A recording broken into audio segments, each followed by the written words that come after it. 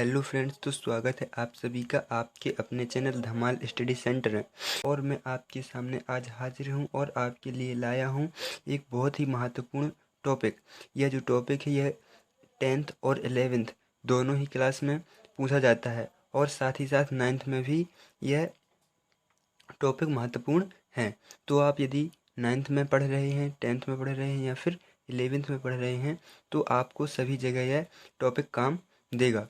तो यहाँ पर क्या दिया हुआ है? यहाँ पर दिया हुआ है कि गति का प्रथम समीकरण, यानी कि जो गति के 3 समीकरण होते हैं, आपको पता होगा। तो गति का जो प्रथम समीकरण है वो होता है क्या? v बराबर u प्लस ए टी। तो v बराबर u प्लस ए टी, ये हमें सिद्ध करना है कि ये आता कहाँ से है ना। तो यहाँ पर आपको क्वेश्चन क्या आ सकता है? पेपरों में, एग्जाम में क्वेश्चन आ सकता है कि गति का प्रथम समीकरण सिद्ध कीजिए, या फिर आ सकता है कि v बराबर u प्लस ए टी बराबर यू टी सिद्ध कीजिए, v बराबर u प्लस ए टी सिद्ध कीजिए, है ना। या फिर वेग समय संबंध सिद्ध कीजिए। इसे वेग समय संबंध भी कहते हैं। तो यहाँ पर आज हम गति के प्रथम समीकरण को सिद्ध करने वाले हैं। तो किस प्रकार से सिद्ध करेंगे ये देखेंगे हम इस वीडियो में। यदि आप वीडियो को पूरा और बिना स्किप किए देखते हैं तो आपसे गति का प्रथम समीकरण बहुत ही आसानी से समझ जाएंगे और आप खुद ही इस समीकरण को सिद्ध कर लेंगे, है ना। तो वीडियो को शुरू करने से पहले एक बात और मैं आपको बता दूं कि यदि आपने हमारे चैनल को अभी तक सब्सक्राइब नहीं किया है तो चैनल को सब्सक्राइब करें, वीडियो को लाइक करें और दोस्तों के साथ शेयर करें। और एक बात और, जैसे ही आप चैनल को सब्सक्राइब करेंगे तो आपको बेल आइकन दिखाई देगा, तो बेल आइकन आप प्रेस जरूर कर लीजिएगा। इससे क्या होगा कि हमारी आने वाली अगली हर एक नई वीडियो, जो कि मैं इसी तरह की नई नई वीडियो बनाता रहता हूँ, तो आप तक बड़ी आसानी से पहुँच सकेंगी। तो वीडियो शुरू करते हैं। देखते हैं यहाँ पर दिया हुआ कि गति का प्रथम समीकरण सिद्ध कीजिए। तो v बराबर यू प्लस ए टी। तो यहाँ पर जो v बराबर यू प्लस ए टी है, तो यहाँ पर v क्या दिया, v क्या है, u क्या है, a क्या है और t क्या है, यहाँ पर हमें ये लिख लेना है। और एक बात और मैं बता रहा हूँ कि जैसे मैं लिखवा रहा हूँ, जैसे मैं लिख रहा हूँ और जिस प्रकार से आप समझ रहे हैं, आप इसी तरह से यदि पेपरों में लिख देते हैं, एग्जाम में लिख देते हैं, तो आपका कोई एक नंबर भी नहीं काट सकता। तो आप चाहें तो स्क्रीनशॉट भी लेते जाइएगा ताकि आपका नोट होता जाए, ठीक है। तो यहाँ पर आपको सबसे पहले क्या लिखना है? माना कि माना कि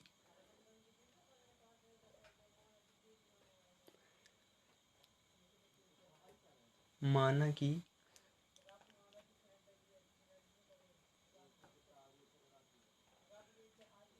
माना कि कोई वस्तु एक समान त्वरण, तो यहाँ से हम जान गए कि त्वरण क्या है? ए है। यहाँ पर हम लिख दे कि माना कि कोई वस्तु एक समान त्वरण ए। तो यहाँ पर ये समझ गए कि ए क्या है? त्वरण है। एक समान त्वरण ए से गतिमान है। तो यहाँ से आप समझ सकते हैं कि ए क्या है? त्वरण है। और इससे हमारी भाषा भी लिख गई, गतिमान है, ठीक है। क्योंकि ये देखिए गति का समीकरण है, इसलिए इसमें ये गतिमान लिखते हैं यहाँ पर हम, ठीक है।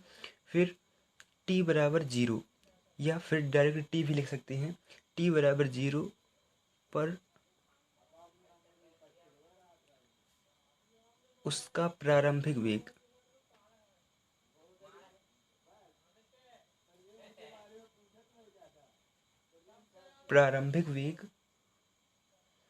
u, ये तो आप जानते होंगे प्रारंभिक वेग u तथा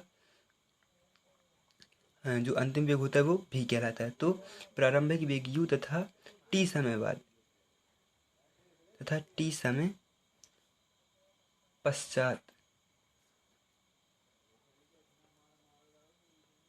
उसका अंतिम वेग v है। उसका अंतिम वेग क्या है? v है, ठीक है। तो यहाँ पर देखिए कि दिया हुआ कि माना कि कोई वस्तु एक समान त्वरण ए से गतिमान है। तो यहाँ पर हम जान गए क्या कि जो त्वरण है वो क्या है? ए है, ठीक है। फिर t बराबर 0। तो जब कोई वस्तु प्रारंभिक स्थिति में होती है, मतलब वो चलने की स्थिति में होती है, तब उसका जो वेग होता है या समय होता है, उस समय वो उसका समय कितना होता है? 0 होता है। तो प्रारंभिक स्थिति में, है ना, तो प्रारंभिक वेग क्या हो गया? 0 हो गया। और जब कुछ समय बाद होगा, यानी कुछ समय जब वो चलेगा वाहन या कुछ भी, जब गति करेगा वो वस्तु, तो उसमें टी समय लगेगा। जब टी समय लगेगा तो उसका जो अंतिम वेग होगा वो क्या हो जाएगा? v हो जाएगा, तो यहाँ पर आपको लिख देना है, ये भाषा लिख देना है शुरू में। फिर आपको एक सूत्र तो पता ही होगा, तब त्वरण बराबर क्या होता है, आप त्वरण बराबर सूत्र आपको याद होगा, तब वस्तु का त्वरण, वस्तु का त्वरण, त्वरण क्या कहलाता है, ए, तब वस्तु का त्वरण ए बराबर वेग में परिवर्तन बटे समय, वेग में परिवर्तन बटे समय। तो वेग में परिवर्तन, तो यहाँ पर हम इसे इस तरह से लिख लेते हैं, ए बराबर भी माइनस यू बटे टी। अब ये क्यों लिख लिया हमने वेग में परिवर्तन, तो वेग में परिवर्तन क्या होगा, भी माइनस यू, ये कहला गया वेग में परिवर्तन, और टी क्या है, समय है। यहाँ पर हम जान गए थे कि टी क्या है, समय है ना, टी समय है, तो यहाँ पर लिख दिया समय, और वेग में परिवर्तन भी माइनस यू। तो वेग में परिवर्तन, यहाँ पर आप इसको ऐसे भी लिख सकते हैं, यदि चाहे हिंदी में लिखना चाहें तो यहाँ पर ये भी लिख सकते हैं कि अंतिम वेग माइनस प्रारंभिक वेग,